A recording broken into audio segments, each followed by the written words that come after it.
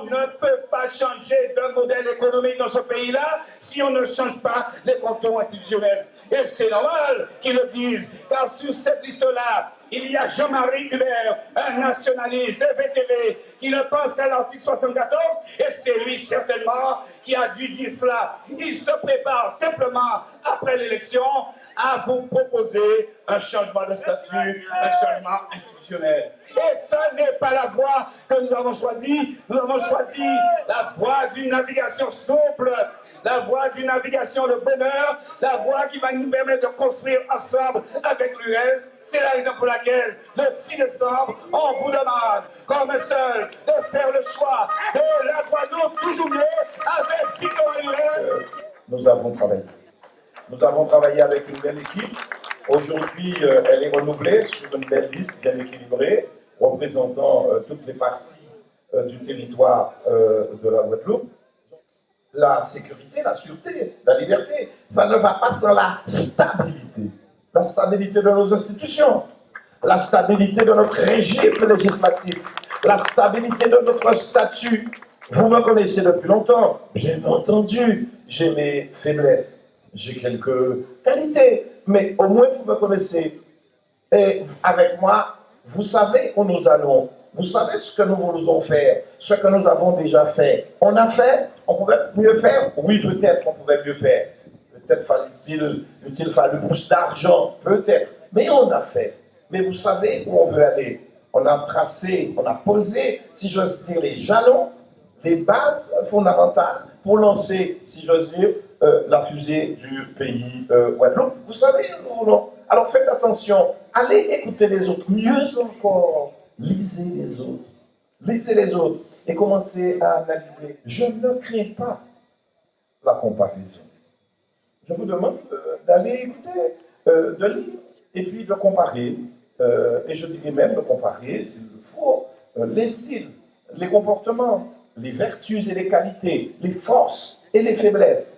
Oui, la campagne électorale est un véritable diagnostic que l'on fait, et parfois on le fait au scalpel. Vous êtes à nu devant le peuple. Vous devez être transparent dans ce que vous faites, dans ce que vous dites et dans ce que vous promettez. Vous ne pouvez plus promettre ce que vous ne pourrez pas tenir.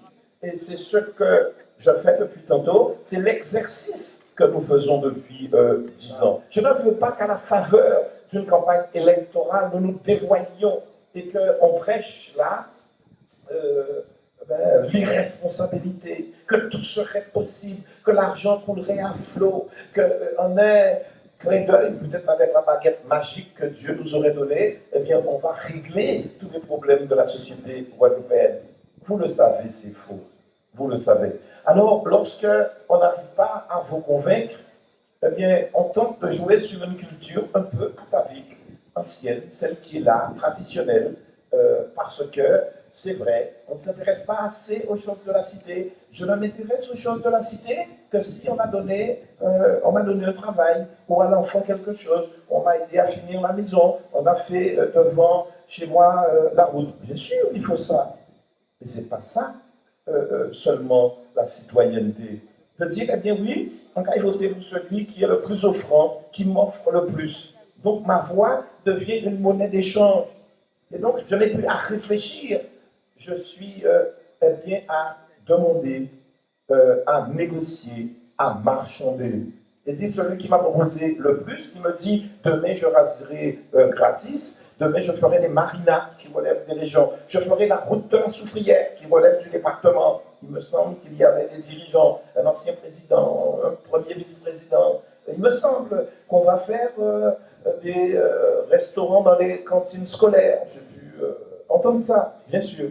Alors vous écoutez ça. On peut se laisser appâter, on peut se laisser séduire et dire, mais oui, pourquoi n'y a-t-on pas pensé? Eh bien, pourquoi ne l'a pas fait? Eh bien, voilà, celui-là offre une panoplie de belles choses. Eh bien, j'y vais.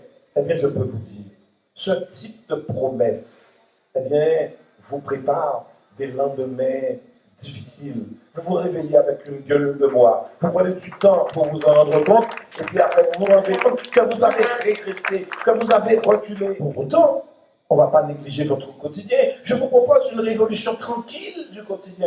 Je n'ai pas besoin de révolution violente. Je n'ai pas besoin de faux prophètes. Je n'ai pas besoin de faire des promesses que je sais ne pas pouvoir tenir.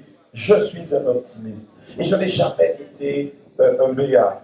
Je crois que pour vivre heureux, le matin, il faut se dire positivement, sourions au lieu de s'énerver. Oui, j'ose dire ici, je me sens être dans le bon chemin. Je me sens être dans une certaine vérité. Et je me sens être dans une certaine vie. Et que celles et ceux qui m'ont accompagné hier ont fait un excellent job. On ne fait état que de ceux qui ne marchent pas. Mais personne ne m'empêchera de dire que nous avons travaillé. La victoire se construit sur le terrain. Ce n'est pas simplement par les impressions ou les émissions radiophoniques ou les images de télévision. C'est important, je le sais. Mais c'est en entrant dans les foyers, en portant, comme dirait l'autre, la bonne nouvelle, en faisant savoir la qualité de nos propositions. Et c'est pourquoi je dis ça ici en confiance. Toutes les élections sont un combat.